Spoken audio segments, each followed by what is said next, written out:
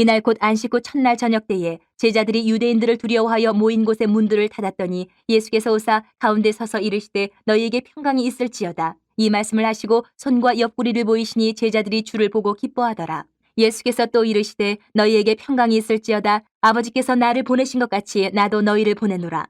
이 말씀을 하시고 그들을 향하사 숨을 내쉬며 이르시되 성령을 받으라. 너희가 누구의 죄든지 사하면 사하여질 것이요 누구의 죄든지 그대로 두면 그대로 있으리라 하시니라. 12 제자 중에 하나로서 디두모라 불리는 도마는 예수께서 오셨을 때에 함께 있지 아니한지라. 다른 제자들이 그에게 이르되 우리가 주를 보았노라 하니 도마가 이르되 내가 그의 손에 못자국을 보며 내 손가락을 그 못자국에 넣으며 내 손을 그 옆구리에 넣어 보지 않고는 믿지 아니하겠노라 하니라. 여드레를 지나서 제자들이 다시 집안에 있을 때에 도마도 함께 있고 문들이 닫혔는데 예수께서 오사 가운데 서서 이르시되 너희에게 평강이 있을지어다 하시고 도마에게 이르시되 내 손가락을 이리 내밀어 내 손을 보고 내 손을 내밀어 내 옆구리에 넣어보라. 그리하여 믿음 없는 자가 되지 말고 믿는 자가 되라. 도마가 대답하여 이르되 나의 주님이시요 나의 하나님이시니이다. 예수께서 이르시되 너는 나를 본고로 믿느냐 보지 못하고 믿는 자들은 복되도다 하시니라. 예수께서 제자들 앞에서 이 책에 기록되지 아니한 다른 표적도 많이 행하셨으나 오직 이것을 기록함은 너희로 예수께서 하나님의 아들 그리스도이심을 믿게 하려 함이요 또 너희로 믿고 그 이름을 힘입어 생명을 얻게 하려 함이니라. 안식 후 첫날이면은 예수님께서 부활하신 날이에요. 그 날이 다 가기 전에 저녁에 제자들이 모여있는 자리에 예수님이 나타나셨어요. 그런데 오늘 기록을 보니까 그 자리에 도마는 빠져 있었습니다. 도마는 빠져 있었고 그 외에 다른 제자들이 다 이제 두려워서 숨어 있는 거죠. 오늘 본문은 숨어 있는 그 자리에 문을 꼭 닫아놨는데도 예수님이 나타나셨어요. 그리고 예수님의 말씀들이 있었는데 도마는 오늘 본문에서 예수님의 부활을 전하는 제자들의 말을 믿지를 못했어요. 믿을 수가 없었어요. 그러자 예수님은 그 부활을 의심하는 도마에게 다시금 또 제자들과 함께 있을 때 찾아오셨다 돼 있어요. 예수님은 도마의 의심을 믿음으로 바꿔주기를 원하셨던 거죠. 그리고 마침내 예수님의 부활을 믿게 된 도마가 고백을 합니다. 어떤 고백을 했는지 오늘 그 과정을 살피면서 우리의 신앙이 어떤 고백을 가지고 있는지 도마의 신앙 고백과 한번 이렇게 비교하면서 우리가 그 교훈들을 받았으면 좋겠습니다. 예수님이 제자들이 모여있는 곳에 찾아오셨습니다. 두려워서 문을 꼭 닫고 숨어 있는 거나 마찬가지예요. 상황이 그렇죠. 소문이 나겠죠. 제자들이 시신을 훔쳐갔다느니 별의별 좋지 않은 불리한 소문들이 퍼지니까 숨어 있었습니다. 그런데 예수님은 정반대였어요. 부활해서 사망 권세를 이기고 승리하셨기 때문에 더 이상 유대인들을 두려워할 필요도 없는 상황이 됩니다. 예수님은. 그래서 숨어있는 제자들에게 나타나셔서 하신 말씀이 그거잖아요. 믿음 안에서 평강을 누릴 것을 권면하십니다. 평강할지어다. 두려워하지 말라는 거죠. 평강할지어다. 예수님의 부활을 증명하시기 위해서 제자들에게 이제 다 보여주시잖아요.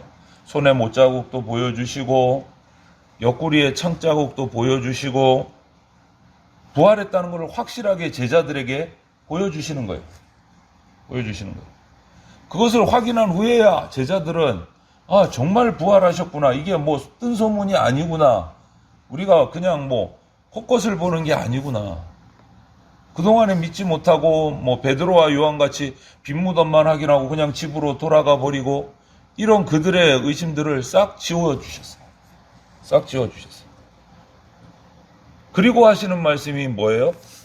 아버지께서 나를 보내셨듯이 내가 이제 제자인 너희들을 세상에 보낸다라고 파송한다고 말씀을 하시면서 22절에 성령을 받으라 이렇게 말씀하세요. 성령을 받으라. 세상으로 파송하시면서 성령을 받으라. 죽음과 부활을 통해서 아버지께서 맡기신 구원 사역을 다 완수를 하신 예수님께서 이제 제자들을 세상으로 보내시면서 이 부활의 증인이 돼서 하늘나라의 복음을 전파하라는 사명을 맡기시는 장면인 거예요. 맡기시는 장면.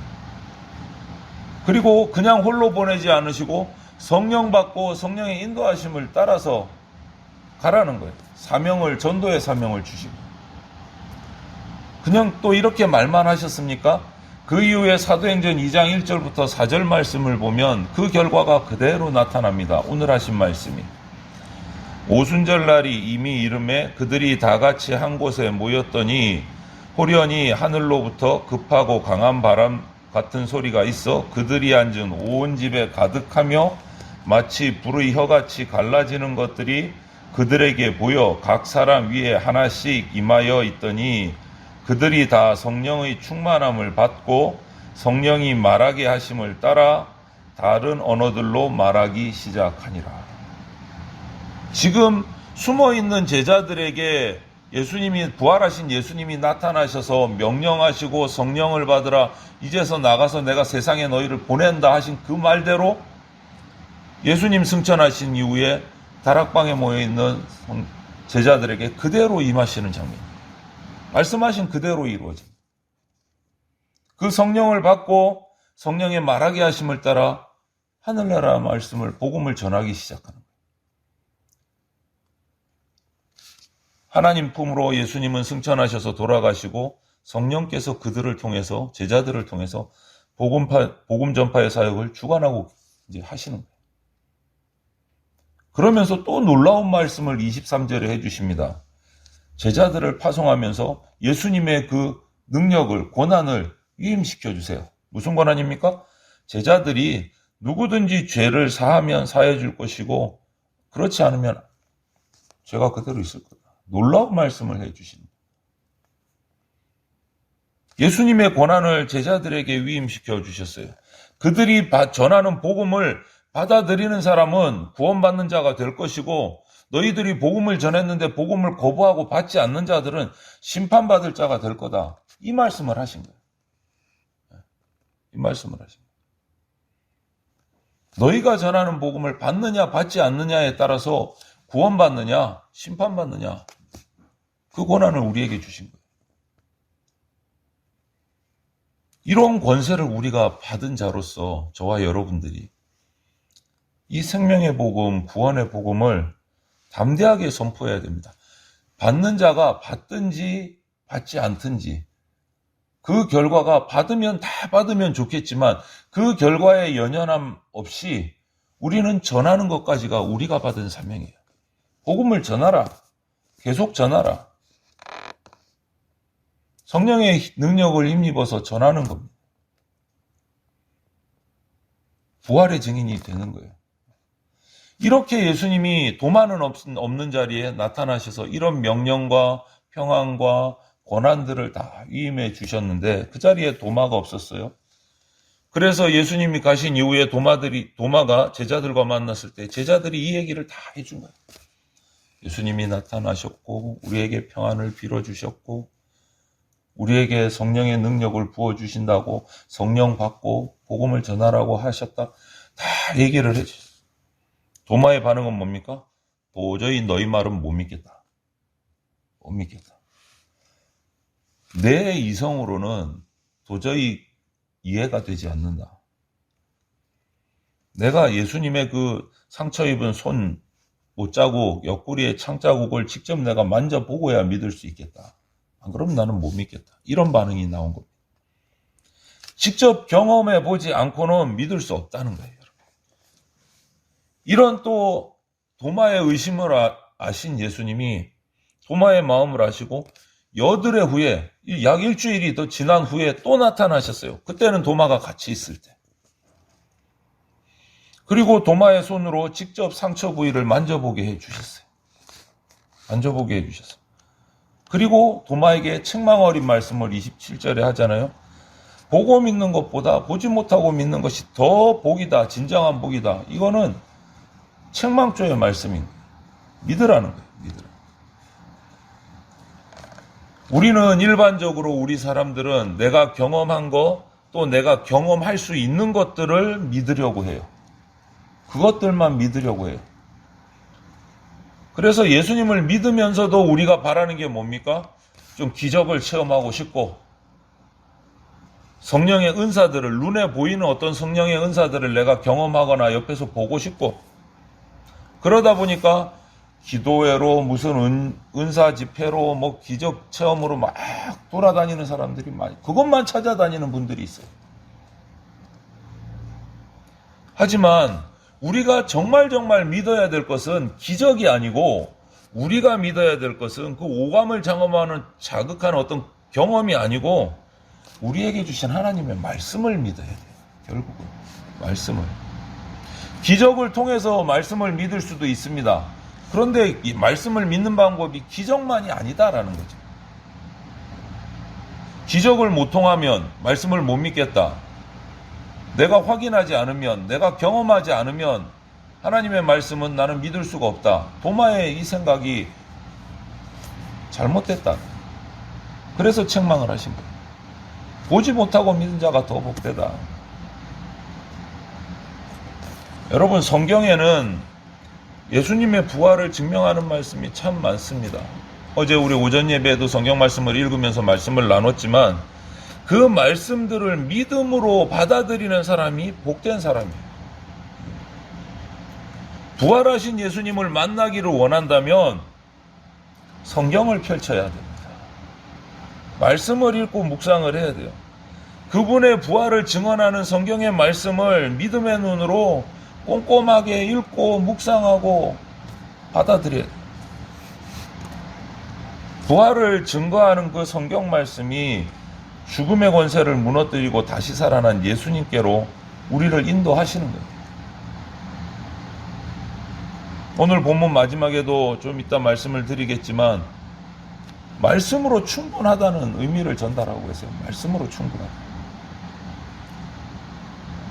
이렇게 살아계신 예수님을 만난 도마는 예수님의 그 말씀을 듣고 상처난 부위를 만져보고 경험한 후에야 예수님 앞에 엎드립니다. 그리고 예수님이 주님이시고 예수님이 하나님이시라는 또 놀라운 신앙 고백을 해요.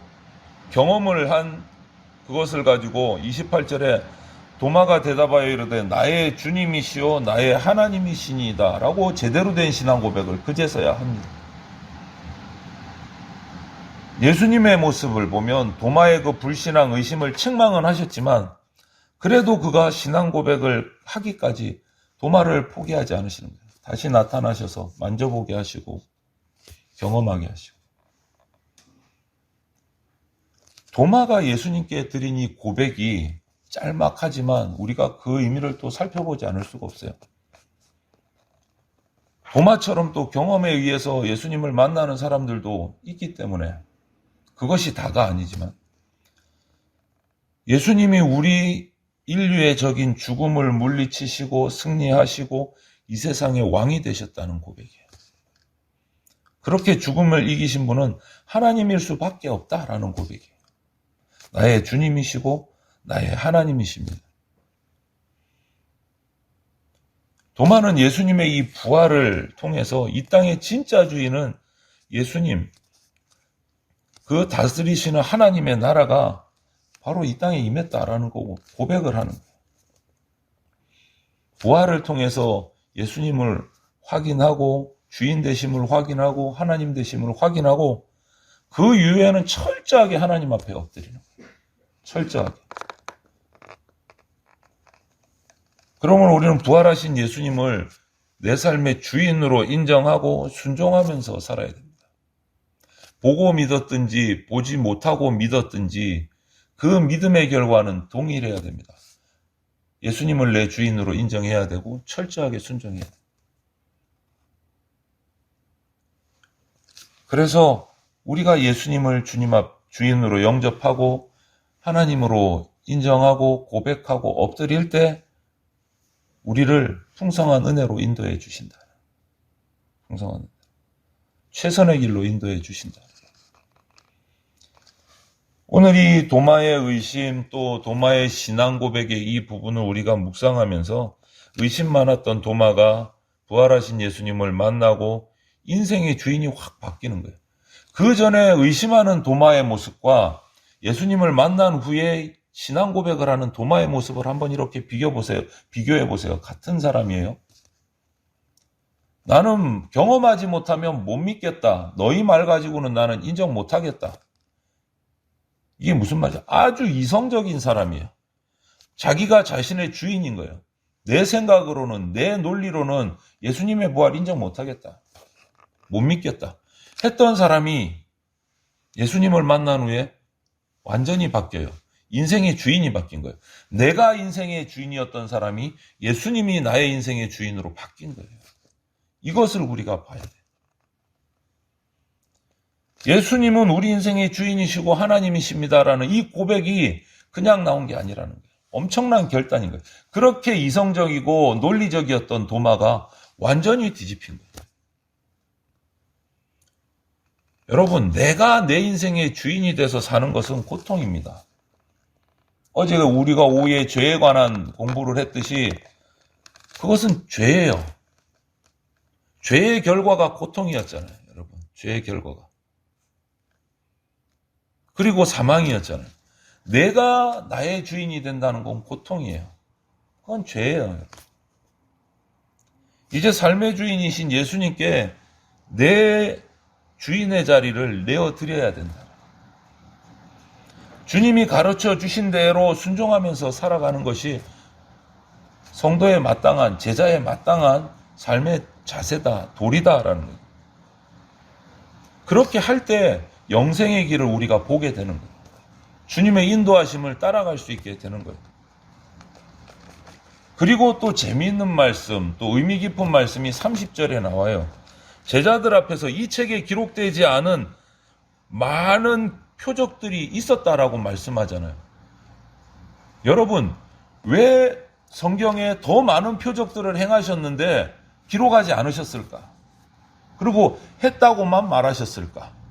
그 기적들을 성경에 더 많이 기록해 놓으셨으면 우리가 더 믿기 쉽지 않았을까? 이런 생각이 들 수 있지 않습니까? 그런데 그냥 기록하지 않았지만 더 많은 표적을 행하셨더라 그러고 끝나버렸어요. 기록은 안 해놓으셨어요. 어떤 표적을 행하셨는지. 그리고 나서 30절 이후에 31절이 뭡니까? 오직 이것을 기록함은 너희로 예수께서 하나님의 아들 그리스도이심을 믿게 하려 함이요 또 너희로 믿고 그 이름을 힘입어 생명을 얻게 하려 함이니라. 아니, 다른 기록 다 기록하시면 더 믿기 쉽지 않았을까? 그런데 기록을 않고 표적은 더 많았더라고만 하고 이걸로 끝내셨어요. 31절로. 31절은 뭐냐? 말씀을 기록하신 목적이에요. 이 말씀을 통해서 어떻게 되기를 원하느냐? 너희로 믿고 생명 얻기 위함이다. 그런데 더 많은 표적이 있었는데 기록하지 않았다. 이 말은 뭡니까? 한마디로 줄이면 지금까지 너희들이 보고 기록한 말씀으로 충분하다. 믿고 생명 얻기에 충분하다. 이 말씀인 거죠. 다른 표적들도 많이 있지만 그건 몰라도 되고 지금까지 너희에게 기록한 말씀으로도 너희들이 믿고 생명을 얻는데 부족함이 없다라는 말씀이에요. 더 이상 기적 찾지 않아도 된다라는 거예요. 너무나 기적과 표적에만, 요나의 표적에만 목매지 말라는 말씀이에요. 하나님의 말씀을 믿고 부활하신 예수님의 모습으로도 믿기에 충분하고 흘러넘친다는 말씀이에요. 두려움 가운데 숨어있던 제자들을 찾아오신 부활의 예수님을 신뢰해요. 기적을 신뢰하고 표적을 신뢰하는 게 아니고 부활하신 예수님을 신뢰해야 돼요.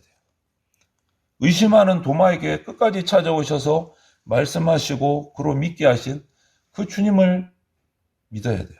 그 주님을 기다려야 돼요. 기적을 기다리는 것이 아니라 기적의 주관자, 우리 생명의 주인이신 예수님을 찾고 기다려야 돼요. 예수님이 하나님의 아들이심을 믿으셔야 돼요. 오늘 이 순간에도 우리가 살아가는 이 삶 속에서도 오직 이 말씀을 믿고 부활하신 예수 그리스도의 이름을 힘입어서 영원한 생명을 얻게 하는 그 주님의 참 제자가 되기를 우리가 소망하면서 말씀 앞에 엎드려야 됩니다. 말씀에 집중하고 말씀을 믿음으로 주님의 아름다운 제자들, 주님이 원하시는 의심 없는 제자들, 복음의 전도자가 되시기를 주님의 이름으로 축원을 드립니다.